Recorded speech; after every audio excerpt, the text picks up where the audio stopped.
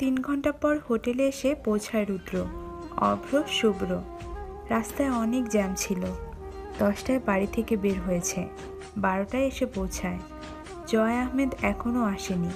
কিছুক্ষণ বসে শাওয়ার নেওয়ার জন্য 3 জনই ওয়াশরুমে চলে যায়। কয়েকদিন ধরে হোটেলে চুরি হচ্ছে, কখনো খাবার গায়েব হচ্ছে তো কখনো দামি দামি গ্লাস, প্লেট, বাটি গায়েব হচ্ছে। বড় লজ্জাজনক ব্যাপার এটা। হোটেলের ম্যানেজার 1 সপ্তাহ ছুটি কাটিয়ে এসেছে।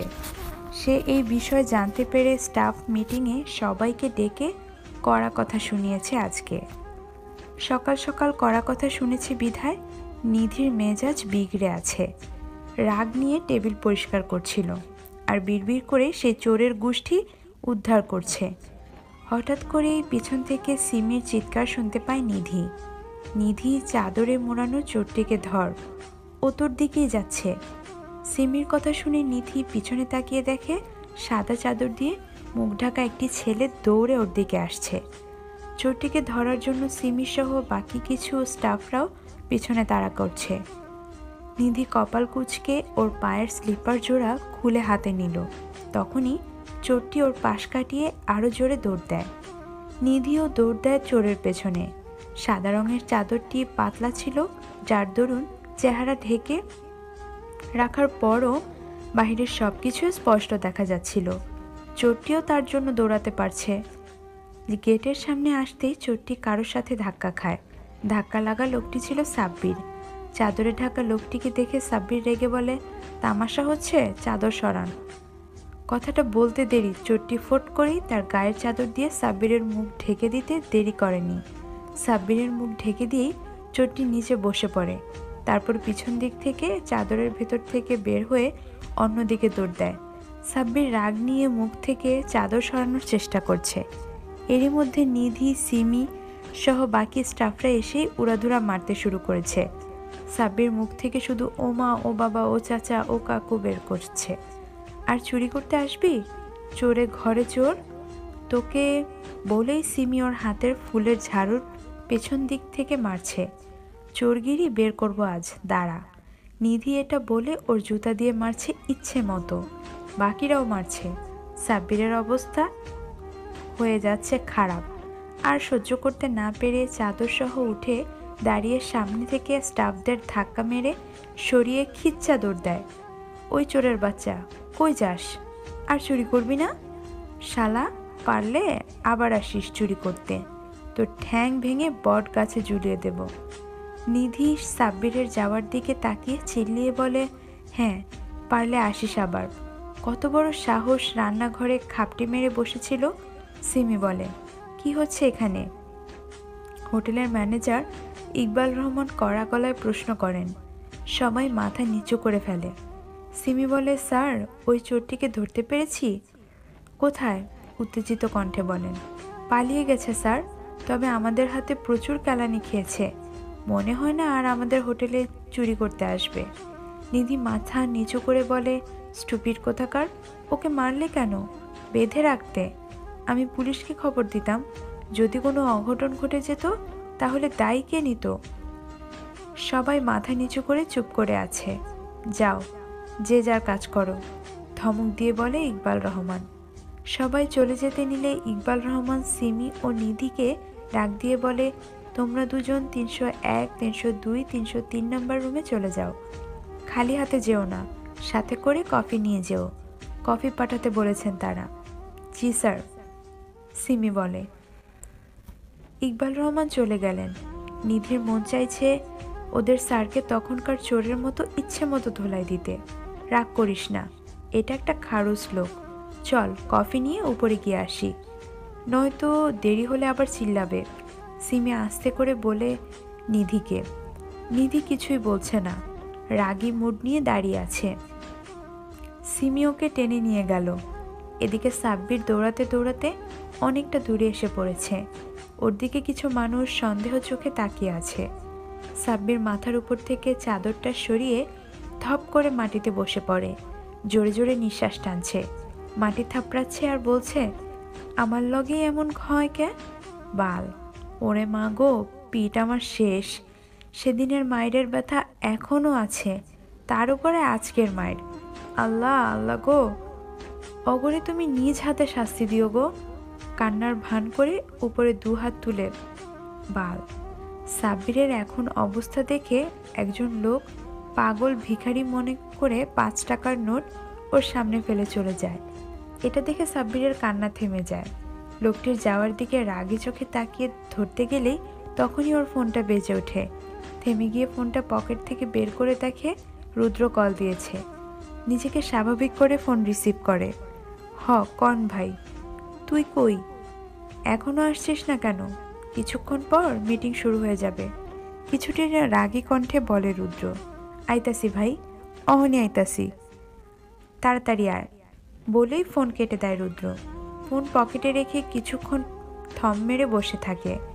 তারপর এক দোকান থেকে একটি পানির বোতল কিনে পানি খেয়ে হোটেলের উদ্দেশ্যে হাঁটা ধরল। উফ, সেই তখন থেকে সিমি নিধিকে কল দিচ্ছি, রিসিভ করছে না কেন? করছেটা কি ওরা? ধ্যাত, আজ তাড়াতাড়ি কাজ শেষ হয়েছে বিদায় ভেবেছি এতিমখানায় গিয়ে সবার সাথে একটু দেখা করে আসব। কিন্তু এই চুন্নি দুইটায় ফোন ধরছে না। রিমি বিরক্ত হয়ে কথা বলতে বলতে হোটেলের ভেতর প্রবেশ করলো।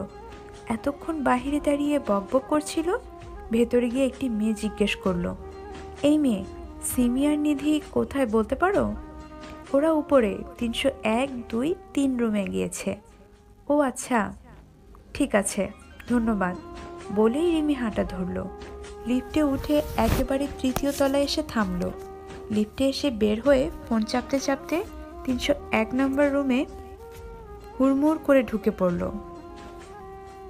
তারপর ধপাস করে বিছানায় শুয়ে ফোন টিপতে টিপতে বলল, সিম হারামি, তখন থেকে ফোন দিচ্ছি, ধরিসনি কেন? চুন্নি ছেড়ি, আমি ধিমির আর ধিমির বাচ্চা ধামরা কই গেছে? ওই চুন্নিরেও কতবার কল দিছি। কথাটা বলেই ওর মুখের সামনে থেকে ফোন সরিয়ে সামনে তাকাতেই দিল এক চিৎকার। ফোন পড়ে যায় মাটিতে। লাফ দিয়ে বিছানা থেকে উঠে দাঁড়ায়। চোখ জোড়া বড় করে ওর সামনে খালি গায়ে শুধু টাওয়াল পরা লোকটিকে দাঁড়িয়ে থাকতে দেখে দিল ভোদৌড়। এই মেয়ে, বাকিটা বলার আগেই রিমি ফিরে এসে ফোনটা মাটি থেকে উঠিয়ে নিয়ে আবার জোরে দৌড় দেয়। এই দাঁড়াও দাঁড়াও বলছি, তীক্ষ্ণ কণ্ঠে বলে রুদ্র। কার কথা কে শোনে? দৌড় তো দৌড়ই। রুদ্র শাওয়ার নিয়ে টাওয়াল পরে বের হবার পর দেখে কফির মগ রাখা। রুদ্র ভেবে নেয় কোনো ওয়েটার এসে রেখে গেছে। হোটেলের রুমগুলোর দরজা ছিল হাই কোয়ালিটির, তাই গেটের লকের সামনে কালো রঙের একটি কার্ড ধরার সাথে সাথে দরজা খুলে যায়। এই চাবিগুলো হোটেলের ওয়েটারও যারা রুম বুক করে তাদের কাছে থাকে। আমাদের গল্পগুলো যদি ভালো লেগে থাকে অবশ্যই লাইক, কমেন্ট এবং শেয়ার করবেন। পাশাপাশি আমাদের চ্যানেলটিকে সাবস্ক্রাইব করতে একদম ভুলবেন না। রুদ্র জানালার সামনে দাঁড়িয়ে কফি খেতে খেতে সাব্বিরকে ফোন করে হোটেলে আসতে বলে। আর এদিকে দরজা খোলা পেয়ে রিমি রুমে ঢুকে পড়ে। ভেবেছিল সিমি রুম পরিষ্কার করছিল, তাই হয়তো রুমে কোনো লোক থাকবে না। এটা ভেবে ফোন টিপতে টিপতে বিছানায় শুয়ে পড়ে। যখনই কথাগুলো বলতে লাগলো তখন রুদ্র কপাল ভাঁজ করে ঘুরে তাকায়। দেখে বিছানায় একটা মেয়ে আরামসে শুয়ে ফোনের দিকে তাকিয়ে একা একাই কথাগুলো বলে যাচ্ছে। রুদ্র গেটের দিকে তাকিয়ে দেখে গেট খোলা। ওর বুঝতে বাকি থাকে না গেট এতক্ষণ খোলাই ছিল। ওয়েটার দরজা ভুলে খোলা রেখে গিয়েছে। রুদ্র কফির মগ রেখে ধীরে পায়ে মেয়েটির সামনে এসে দাঁড়ালো। তখনও মেয়েটি কথা বলেই যাচ্ছে। তারপরে এপাশ থেকে মেয়েটির চেহারার উপর কিছুটা ঝুঁকে তীক্ষ্ণ দৃষ্টিতে তাকায়। আর তখনই বাকিটা বলার আগেই রুদ্রকে দেখে চিৎকার দিয়ে উঠে রিমি। রুদ্র বোকার মতো দাঁড়িয়ে আছে। অদ্ভুত মেয়ে তো, কেন আসলো আমার রুমে? আর কাকে কি বললো? হোয়াটএভার। রুদ্র মাথা থেকে ঝেড়ে ফেলে দিল। অন্যদিকে সিমি 301 নম্বর রুমে কফি দিয়ে এসে 302 নম্বর রুমে প্রবেশ করে। কফির মগটা পাশের টেবিলের উপর রেখে রুমের চারদিকটা ভালো করে দেখতে লাগলো। ওয়াও, কত সুন্দর! ভিআইপি রুম বলে কথা, সুন্দর তো হবেই। ড্রেসিং টেবিলের আয়নাটা কত বড় আর কি সুন্দর ডিজাইন করা। কথাটা বলতে বলতে আয়নার সামনে এসে দাঁড়ালো সিমি। নিজেকে খুঁটিয়ে খুঁটিয়ে দেখতে লাগলো। ওদের ঘরে এত বড় আয়না নেই, ছোট একটি ঝুলন্ত আয়না আছে, তাতে শুধু চেহারাই দেখা যায়। এই আয়নাটা দেখে ওর ভালো লেগেছে, যার দরুন নিজেকে দেখতে ব্যস্ত হয়ে পড়ে। পরনের সাদা শার্টটির কলার একটু উঁচু করে হাতা বোল্ড করে মুড নিয়ে দাঁড়ালো। কোমরে হাত রেখে নিজেকে কিছুক্ষণ দেখে তারপর আবার কলার নামিয়ে হাতা ঠিক করে পেছনে ঘুরতেই কারো গায়ের সাথে ওর মাথার ধাক্কা লাগে। চোখ মুখ কুঁচকে দুপা পিছনে গিয়ে দেখে শুধু টাওয়াল পরা খালি গায়ে তার খাম্বার মতো লম্বা একটি ছেলে দাঁড়িয়ে আছে। মাথা গা থেকে তখনও টপ টপ করে পানি পড়ছিল। সিমির চোখ বড় বড় হয়ে যায়, পিটপিট করে ছেলেটির দিকে তাকালো। নিজেকে দেখার এতটাই ব্যস্ত ছিল যে অন্য কারো রুমে এসেছে সেটা ভুলেই গিয়েছিল সিমি। হোয়াট? তীক্ষ্ণ কণ্ঠে বলে শুভ্র। সিমি নাথিং বলেই এক দৌড় মারে। শুভ্র আহম্মকের মতো তাকিয়ে আছে মেয়েটির যাওয়ার দিকে, বিরক্তি নিয়ে বলে, রাবিশ। এইদিকে নিধি 303 নম্বর রুমে এসে কফির মগ রেখেই এদিক সেদিক তাকাচ্ছে। ওর নজর রুমের মালিকের উপর। যদি তিনি না থাকে তাহলে বারান্দায় যাবে বলে ভেবে নেয়। নেই দেখে ছোট্ট নিঃশ্বাস টেনে বারান্দার দরজা খুলে বারান্দায় এসে দাঁড়ায়। মুখে ফুটে ওঠে এক চিলতে হাসি। ফুরফুরা বাসার এসে চেহারায় লাগছে। কার্নিশ ধরে দাঁড়িয়ে নিচের দিকে তাকালো। এখান থেকে নিচের দিকটা অনেকটা উপরে লাগছে। নিচের মানুষ, গাড়ি কেমন ছোট ছোট লাগছে।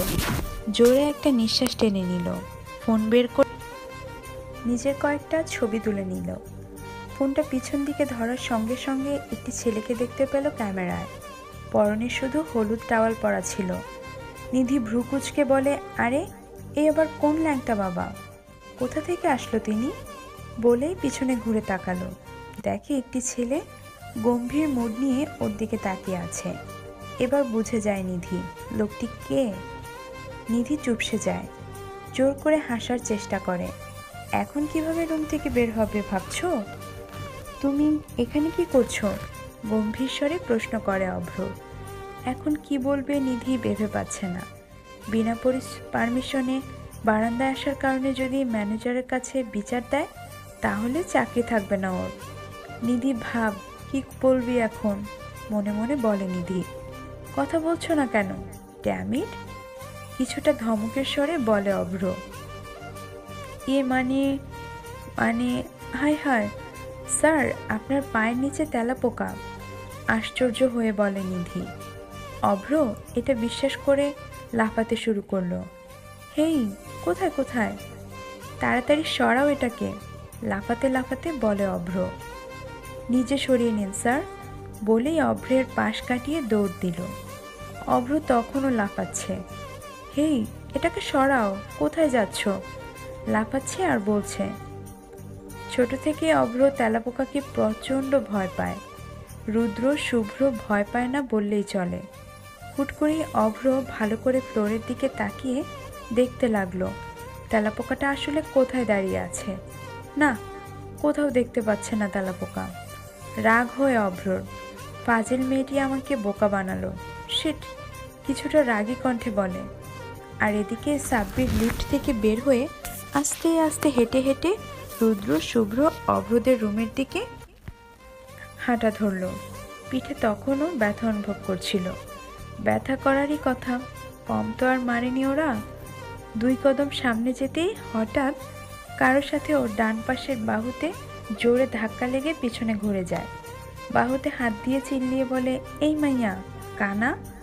বাকিটা বলার আগেই বাম পাশের বাহুরে জোরে ধাক্কা লাগে। এবার আগের ন্যায় সামনের দিকে ঘুরে যায়। ওরে মা গো বলেই 2 কাঁধে হাত রেখে দাঁড়ায়। ওর নজর ছিল নিচের দিকে। তখনই ঠিক আবারও দ্রিম করে আরেকটা ধাক্কা খায়। এবার আর এপাশ ওপাশ ঘুরিনি, ধপাস করে উপর হয়ে ফ্লোরে পড়ে যায়।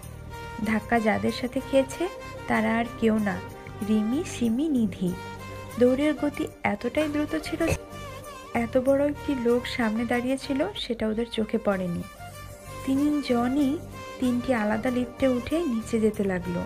এরই মধ্যে রুদ্রদের বডিগার্ডরা লিফট থেকে বের হয়ে রুদ্রদের রুমের দিকে হাঁটা ধরলে তখনই সাব্বিরকে 2 পা ও হাত দুদিকে ছড়িয়ে ফ্লোরে উপর হয়ে শোয়া অবস্থায় দেখতে পায়। তাড়াতাড়ি করে সাব্বিরের কাছে এসে ওকে টেনে বসায়। সাব্বিরের নাক লাল হয়ে গেছে, নাকে প্রচণ্ড ব্যথা পেয়েছে বোঝাই যাচ্ছে। আপনার এই অবস্থা কিভাবে হলো ছোট স্যার? বডিগার্ড প্রশ্ন করে। কে করেছে আপনার এই হাল? অন্য বডিগার্ড প্রশ্ন করে। আগে তোমরা আমারে একটু উঠাও, করুণ স্বরে বলে সাব্বির। বডিগার্ড দুজন সাব্বিরকে ধরে উঠিয়ে দাঁড় করালো। এবার আমারে ভাইদের কাছে নিয়ে যাও। বডিগার্ডরা দুজন সাব্বিরকে ধরে নিয়ে হাঁটা ধরল। রুদ্র রুমে প্রবেশ করে। রুদ্র তখন শার্ট পরছিল। সাব্বিরকে ধরে বডিগার্ডরা রুমে প্রবেশ করতে দেখে রুদ্র কপাল ভাঁজ করে প্রশ্ন করে, তোর এই কেন? সাব্বির কান্না ফেস বানিয়ে বলে, ভাই এই দিন থেকে আজকের দিন হয়তো উদুম কেলানি খাইছি, জানি না কপালে কার পা আছে। মানে? রুদ্র বলে, মানে মিটিং শুরু হইয়া গেছে ভাই, আপনি যান, ভালো ডাক্তার দেখিয়ে নিস বলেই রুদ্র রুম থেকে বেরিয়ে যায়। হ ভাই, তা তো দেখাইতেই হইব, একা একাই বলে। বড় স্যারকে সত্যি কথাটি বললেননি কেন ছোট স্যার? ওরে হারামজাদা, বাকি মায়েরগুলো কি তুমি খাবা? সত্য কথা কইলে যে দাদু আমারে হ্যার হাতের ঠ্যাঙ্গা দিয়া পিটাইতো, তেরা গলায় বলে সাব্বির। বডিগার্ডরা চুপ হয়ে যায়, কারণ তারা জানে সেদিন তারা রুদ্রদের পারমিশন না নিয়ে ছদ্মবেশে বাইরে গিয়েছিল। সিমি, নিধি, রিমি তিনজনই একসাথে নিচে এসে নামে। আগে রিমির লিফট খুলেছে, তারপর সিমি, তারপর নিধি। কাউন্টারে এসে দাঁড়াতেই তিনজন মুখোমুখি হয়। আরে হারামি, এতক্ষণ কই ছিলি? রিমি রাগী কণ্ঠে বলে। তুই কোথা থেকে আসলি? নিধি বলে। আগে বল তোরা কই ছিলি? রিমি বলে। আরে দাঁড়া দাঁড়া, একসাথে এক এক করে বল। সিমি বলে। হ বল, রিমি বলে। নিধি ওর সাথে যা হয়েছে সেটা ওদের বলল। এটা শুনে সিমি, রিমিও ওদের সাথে যা হয়েছে সেটা বলল। তোদের জন্য আজ এটা হয়েছে, আমি জানতাম না ওই রুমে ওই খচ্চর লোকটা ছিল। রিমি বলে। আমিও তো একটা ছোট দৌড়ানি খাইছি, নিধি বলে।